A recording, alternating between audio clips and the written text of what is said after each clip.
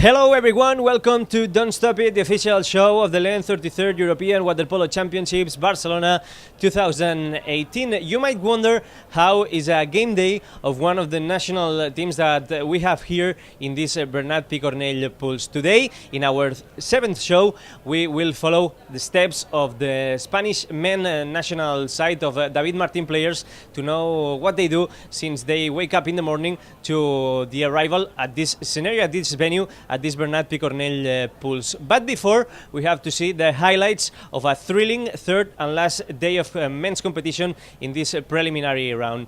You know, don't stop it. The seventh day of this 33rd LEN European Water Polo Championships Barcelona 2018 started with the last round of the men's competition. Serbia and Slovakia were the two first teams that jumped into the Picornell pools. In the first match of the Group D, Serbia started with a 5-1 partial. The Slovakians tried to get back in the game in the second quarter, but the second half was again for the Serbians. The Jan Savic players scored 5 of its 6 goals in man-up situations, while Slovakia couldn't get any goal in extra player shots. With this win, Serbia ends the preliminary round in the first position of the Group D and gets classified directly to the quarterfinals. Slovakia instead will have to play for the 13th to 16th position. We couldn't go through the zone of Slovakian team. We can be satisfied because the first goal is done, because we wanted to be first in the group, and we are now waiting for the team who will play in quarterfinal. We know before the game that the Serbian team it's so much better than we, and we try to do it the best of us. The second match of the day faced Germany against Hungary in the battle for the second place of the Group A. German Julian Riel was in charge of scoring the first and only goal of the first quarter. Jergo Salanki replied in the second quarter, adding the second goal of the game and tying the match before the halftime. The second half was no different, with German and Hungarian goalkeepers playing an extraordinary game with 80% of the shots saved for both. At the end, a 4-4 draw and the goal average placed Hungary as a second and Germany as a third of the Group A, both playing the quarterfinals qualification. We had a good start at the beginning with 1-0 in front, and second quarter was 1-1. So that was very close to Hungary. But we are at the middle of the European Championship, and can happen. I expect a nice progress for the next game immediately probably against Holland. Right after this match, the national teams of Turkey and the Netherlands took the swimming pool to play each other. Both teams for the Group C were looking for its first win in the championships and a spot for the quarterfinals qualification. Pascal Jansen was the top scorer of the game with 4 goals in 6 shots and led the Netherlands to its first win. Turkey little could do to try to stop Robin van Galen's men and will have to play for the 13th to 16th position. The Netherlands got its ticket to the quarterfinals qualification, where it will have to play against Hungary.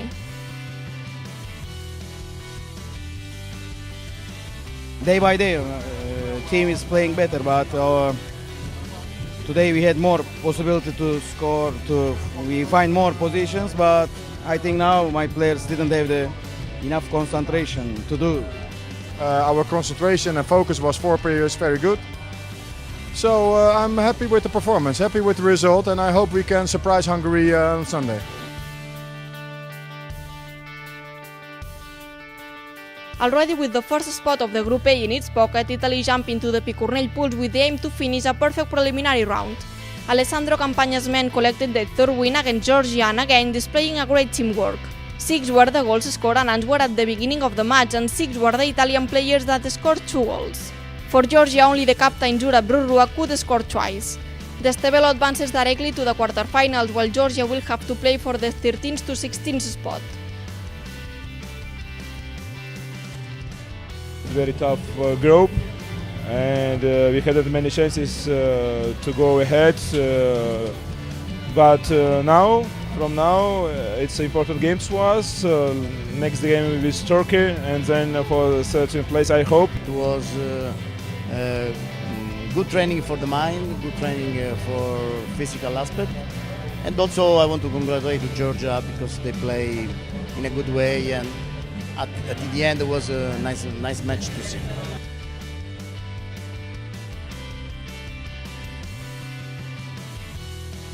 Another battle for the second spot, in this case in the Group D. Romania started the game on a rush with 1-4 partial in just 9 minutes, but Russia reacted immediately and took the lead before the halftime with 4 straight goals. High pressure and the efficiency of young rising star Daniel Merkulov, top scorer of the game with 5 goals, opened a 4-goal difference in the last quarter. Russia ends its preliminary round as a second in the standings and will fight for the quarter-final ticket. Romania meanwhile finished in the third spot and will also be in the scale stage.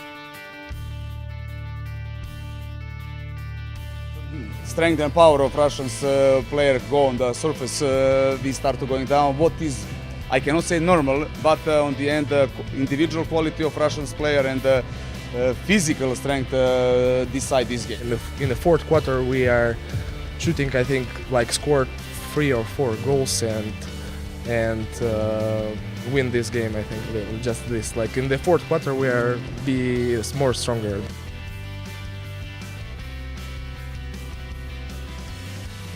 Malta and France closed the afternoon session in the Picornell pools. Both teams had their stake the third spot of the Group B, but the French national side was in full control. Even that, Malta did a good job to get the closest scoreboard of its participation. Head coach Kirill Zolo's did not summit with a shoulder injury in the third minute.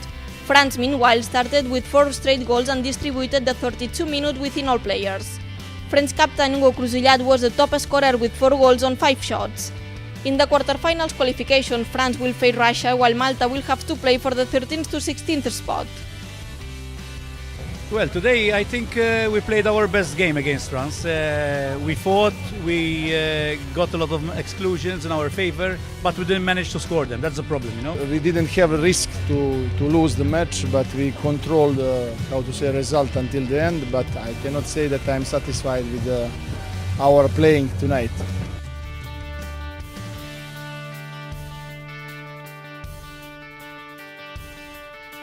The night session in the Picornell pools started with a very attractive match between Croatia and Greece.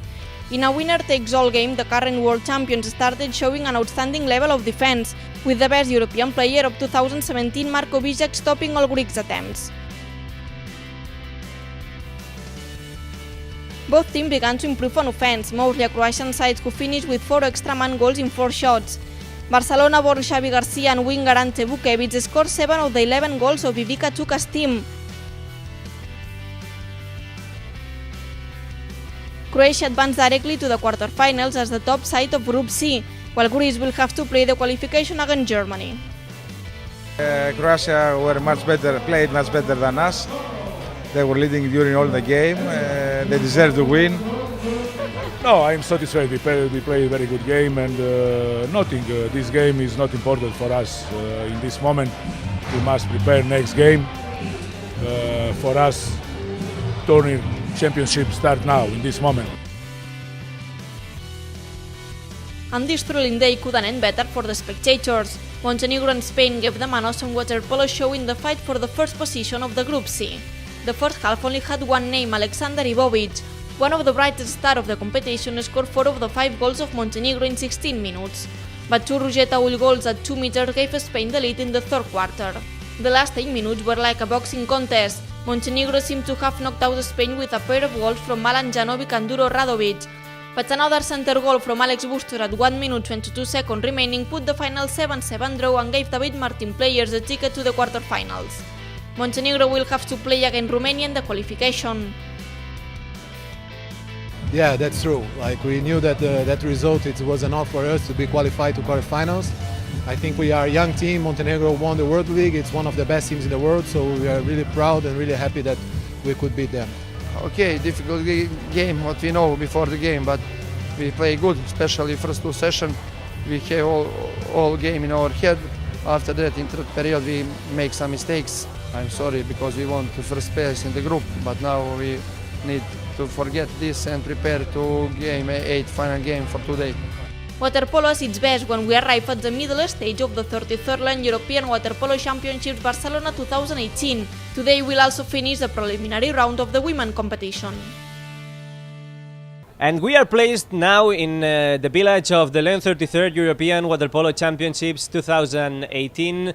In this set, in this place, we had the visit of a lot of people strongly related to water polo, a lot of authorities in all of these days in this scenario, and also we had the visit in this village of the national teams of Spain, also men and women in the first day of competition, to know this space and talk with these people, as we said before, that is strongly related to water polo, not only political authorities. It's a place to enjoy, another place to enjoy this LEN 33rd European Water Polo Championships Barcelona 2018.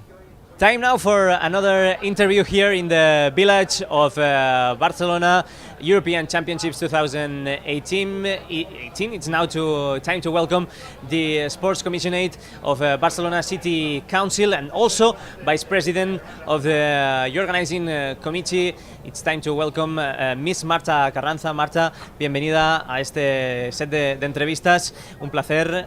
¿Cómo estás? Muy bien, muchísimas gracias, muy bien. En unos días muy especiales para la ciudad de Barcelona, porque se está viviendo en un auténtico ambiente de waterpolo, como en las grandes ocasiones y como hemos vivido ya muchas otras veces aquí. Estamos muy emocionados, empiezan unos días con unas competiciones de altísimo nivel en esta ciudad, en un espacio que ya ha vivido competiciones de este tipo, ha vivido un europeo en el 1970, que fue con lo que se inauguró esta piscina, unos Juegos Olímpicos, 2 mundiales, y tenemos una instalación emblemática de la ciudad que nos acoge estos días para el europeo de waterpolo, que hace ya 2 años que estamos trabajando de manera muy ardua y hoy es ya la fiesta.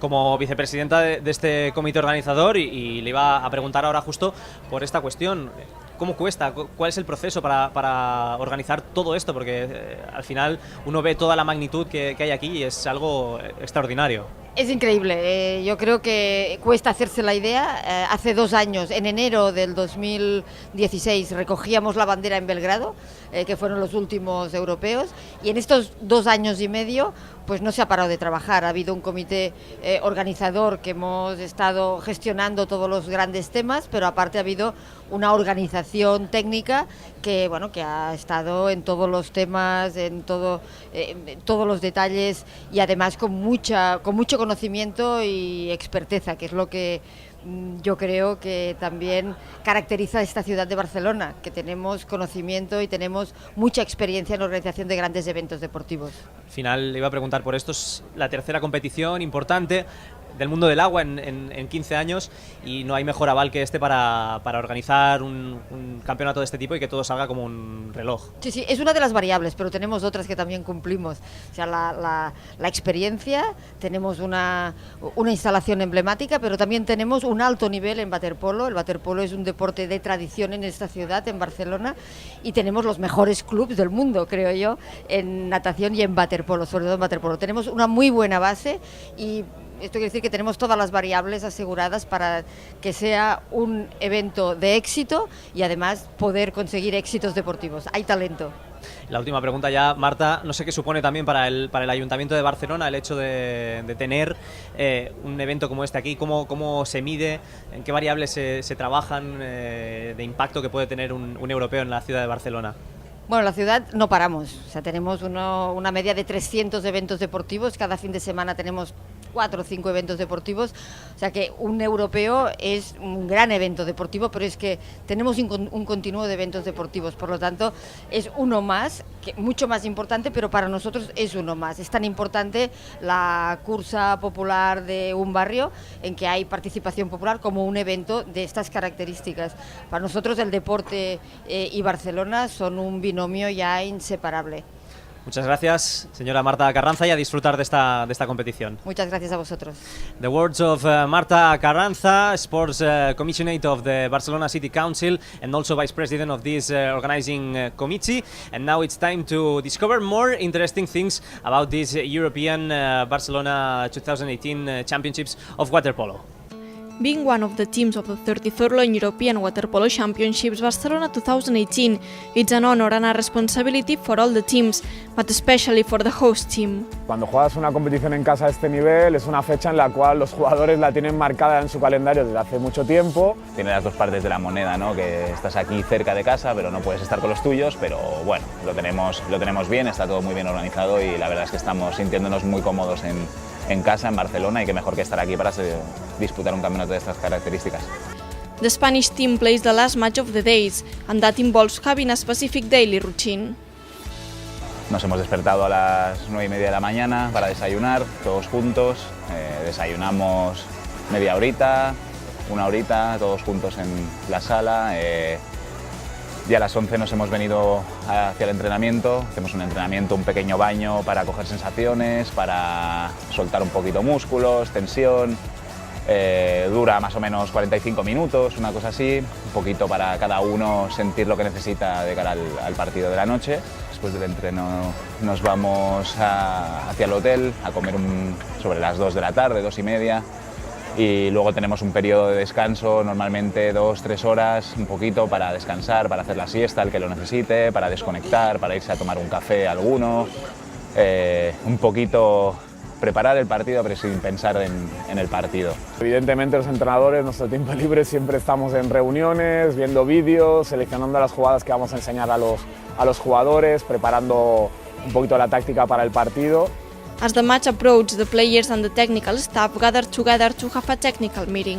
El entrenador antes del partido nos dará unas pequeñas directrices en una charla técnica, suele ser 2 horas y media antes del partido, dura normalmente media horita y más o menos hacemos un poquito de vídeo del rival, analizamos sus puntos fuertes y sus puntos débiles y después, sobre 2 horas antes del partido, solemos ir hacia la piscina ya, a prepararnos para el calentamiento y llegar ya preparados y mentalizados para el partido.